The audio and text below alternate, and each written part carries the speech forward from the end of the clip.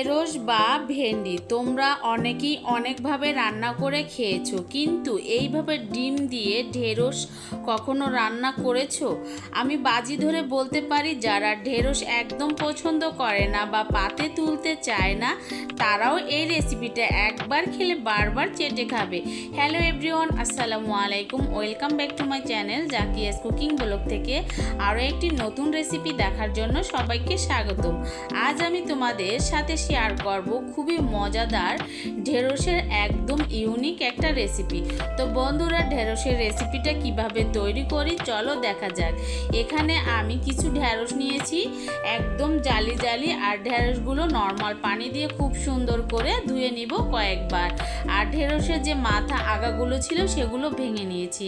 এই পর্যায়ে এই ঢেঁড়সের যে উপরের বোঁটাগুলো আছে সেগুলো আমি চাকুর সাহায্যে কেটে নিব। মাঝখান থেকে একদম বরাবর ঢেঁড়সগুলো কেটে নিচ্ছি।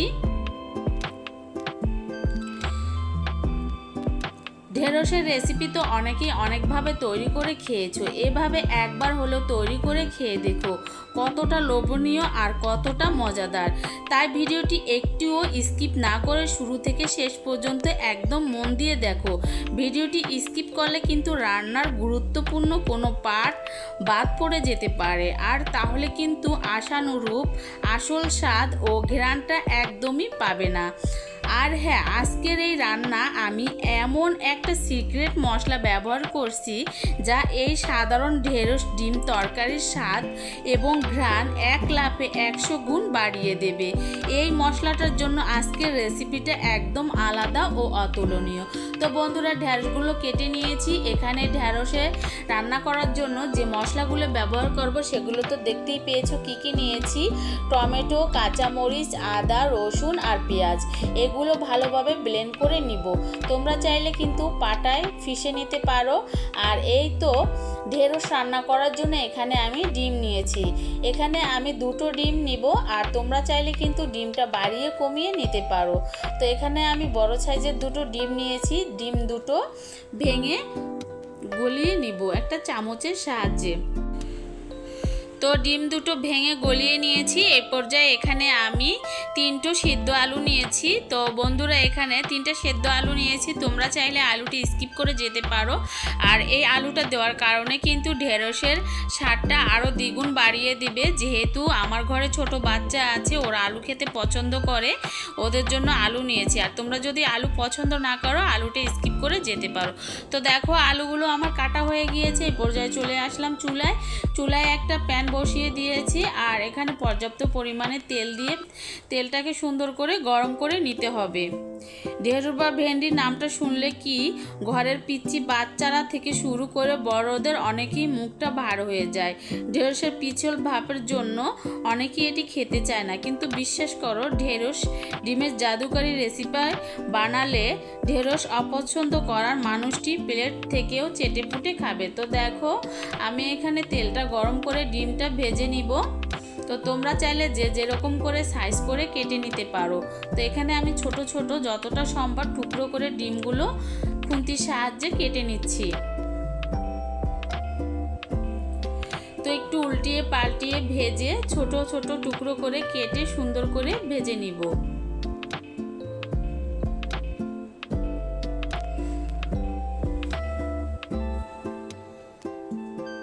তোমরা চাইলে এখানে ডিমের পরিমাণটা বাড়িয়ে রান্না করে নিতে পারো।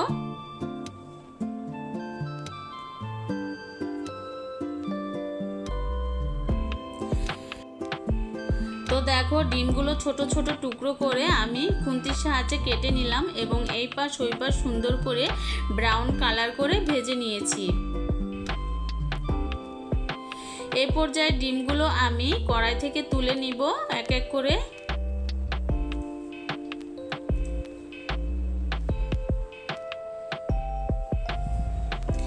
এখন এখানে আরও কিছু পরিমাণে তেল দিয়ে ঢেঁড়স এবং আলুগুলো আমি ভালোভাবে ভেজে নিব। তো তেল দেওয়ার পরে আমি ঢেঁড়সগুলো তেলের মধ্যে ছেড়ে দিব, আর এখানে দিয়ে দিব স্বাদ মতো লবণ, আর দিয়ে দিব আধা চা চামচের মতো হলুদের গুঁড়ো। এগুলো দেওয়ার পরে একটু মিক্স করে নিব লবণ আর হলুদের গুঁড়োর সাথে ঢেঁড়সগুলো। তারপরে এই পর্যায়ে আলু সেদ্ধগুলো দিয়ে দিব।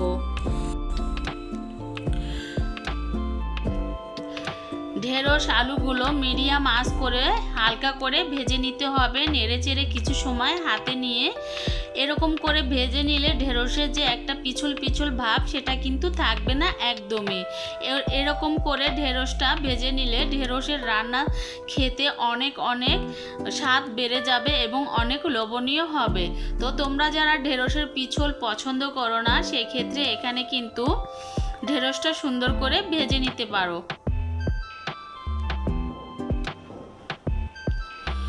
তো দেখো কিছু সময় হাতে নিয়ে আমি উল্টিয়ে পাল্টিয়ে প্রায় 4 থেকে 5 মিনিট ধরে আলু এবং ঢেঁড়স ভেজে নিয়েছি।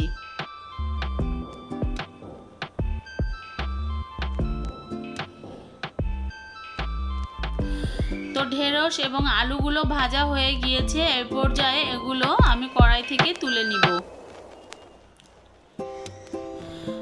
এখন যে মশলাগুলো আমি ব্লেন্ড করে নিয়েছিলাম সেগুলো কড়াইয়ের মধ্যে দিয়ে দিলাম এবং ব্লেন্ডারের জারের মধ্যে সুন্দর করে ধুয়ে পানিটা দিয়ে মশলাটা সুন্দর করে কষিয়ে নিতে হবে। তার আগে এখানে আমি দিয়ে দিব 1 চা চামচের মতো হলুদের গুঁড়ো, 1 চা চামচের মতো মরিচের গুঁড়ো আর 1.5 চা চামচের মতো দিয়ে দিব ধনিয়া এবং জিরার গুঁড়ো। তারপরে দিয়ে দিলাম স্বাদ মতো লবণ। সবগুলো উপকরণ দেওয়ার পরে এখানে পর্যাপ্ত পরিমাণে তেল দিয়ে দিব। তেলটা দেওয়ার পরে নেড়ে চেড়ে প্রায় 4 থেকে 5 মিনিট ধরে আমি মশলাটা ভালোভাবে কষিয়ে নিব। মশলাটা যত সুন্দর করে কষানো হবে এই তরকারিটা খেতে ততটা মজাদার হবে। অবশ্যই সময় হাতে নিয়ে মশলাটা সুন্দর করে কষাতে হবে। মশলাটা যখন কষাতে কষাতে উপরে তেলটা ভেসে উঠবে তখনই বুঝতে পারবে মশলাটা একদম পারফেক্ট কষানো হয়েছে। তো দেখো আমার মশলাটা কিন্তু একদম পারফেক্ট কষানো হয়ে গিয়েছে, মশলার গা থেকে তেল ছেড়ে দিয়েছে। এই পর্যায়ে ঢেঁড়স এবং আলুগুলো আমি মশলার মধ্যে দিয়ে আরও 4 থেকে 5 মিনিটের মতো ধরে আমি কষিয়ে নেব। তো বন্ধুরা ভিডিওটি দেখতে দেখতে যারা এখনও একটা লাইক দিয়ে যুক্ত থাকো নাই, অবশ্যই একটা লাইক দিয়ে যুক্ত থাকবে। আর নতুন যারা বন্ধুরা আছো আমার চ্যানেলে নতুন জয়েন হয়েছো, আমার রেসিপিটা যদি ভালো লেগে থাকে অবশ্যই আমার চ্যানেলটি সাবস্ক্রাইব করে আমার পাশে থাকবে এবং পাশে থাকা বেল আইকনটি অন করে রাখবে যাতে এরকম সহজ সহজ নিত্য নতুন রেসিপি ছাড়া মাত্রই তোমাদের কাছে পৌঁছে যায়। তো দেখো বন্ধুরা কিছুক্ষণ ধরে আমি মশলার মধ্যে আলু এবং ভেন্ডিগুলো ভালোভাবে কষিয়ে নিয়েছি। আর ভিডিওটি স্কিপ করো না, শেষ পর্যন্ত দেখো। এখানে একটা সিক্রেট মশলা ব্যবহার করব, সেটাই কিন্তু এই ঢেঁড়স রান্নার স্বাদ, গুণ এবং ঘ্রাণ বাড়িয়ে দেবে। তো দেখো কষানো হয়ে গিয়েছে, এখানে দিয়ে দিলাম পর্যাপ্ত পরিমাণে পানি। এটা কিন্তু আমি একটু মাখো মাখো করে রান্না করব, ওরকম ঝোল করে রান্না করব না। তো এখন একটু ঢাকনা দিয়ে ঢেকে 5 মিনিট ধরে আমি জাল করে নিব। যেহেতু অর্ধেকটা ঢেঁড়স কিন্তু আমি ভেজেই সেদ্ধ করে নিয়েছি, এখানে বেশি সময় সিদ্ধ করা লাগবে না।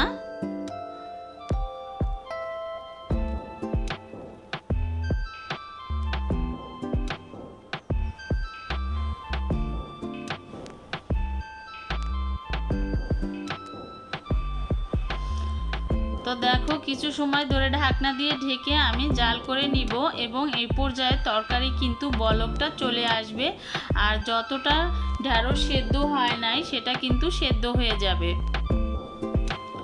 তো আবারও ঢাকনা দিয়ে ঢেকে কিছু সময় ধরে জাল করে নিয়েছি আর আমার রান্নাটা কিন্তু এখন শেষ পর্যায়ে একদম মাখো মাখো হয়ে এসেছে। আর এখানে দেখো 1 চা চামচের মতো কিন্তু আমি দারুচিনি, এলাচ এবং লবঙ্গ চুলার পাশে রেখে দিয়েছিলাম, সেটা কিন্তু একদম মচমচে ভাজা হয়ে গিয়েছে। আর শিলপাটায় বেটে সেই মশলাটা শেষ মুহূর্তে অ্যাড করে দিলাম। এই মশলাটা দেওয়ার জন্য কিন্তু এই রান্নাটার স্বাদ এবং ঘ্রাণ দ্বিগুণ বাড়িয়ে দেবে। আর এই তো এখন কিন্তু আমার রান্নার শেষ পর্যায়ে যে ডিমগুলো ভেজে নিয়েছিলাম সেগুলো ঢেঁড়সের উপর দিয়ে ছড়িয়ে দিলাম আর 1 মিনিটের মতো জাল দিয়ে ঢাকনা দিয়ে ঢেকে রেখে দিব দমে। খুবই সুন্দর একটা ফ্লেভার বের হয়ে যাবে আর অনেক মজাদার হবে। তো দেখো ঢাকনা দিয়ে ঢেকে দিলাম। আর লবণটা ঠিকঠাক হয়েছে কিনা সেটাও দেখে নিলাম, একদম পারফেক্ট হয়েছে। তো বন্ধুরা আমার রান্না কিন্তু শেষ, একদম ফাইনাল লুক দেখো কতটা লোভনীয় হয়েছে ডিম ঢেঁড়সের রেসিপি। এরকম করে যারা ঢেঁড়স না খায় তাদেরও যদি রান্না করে দেওয়া যায় তাহলে কিন্তু তারাও চেয়ে নিবে এবং চেটে পুটে খাবে। দেখো তো কতটা চমৎকার এসেছে কালার। ঢেঁড়স আর ডিমের এই রাজকীয় পদটি গরম গরম ভাতের সাথে, পরোটা কিংবা রুটির সাথে জাস্ট জমে যাবে। যারা ঢেঁড়স একদমই পছন্দ করে না তারাও খাবে। আজ এই পর্যন্তই, আল্লাহ হাফিজ।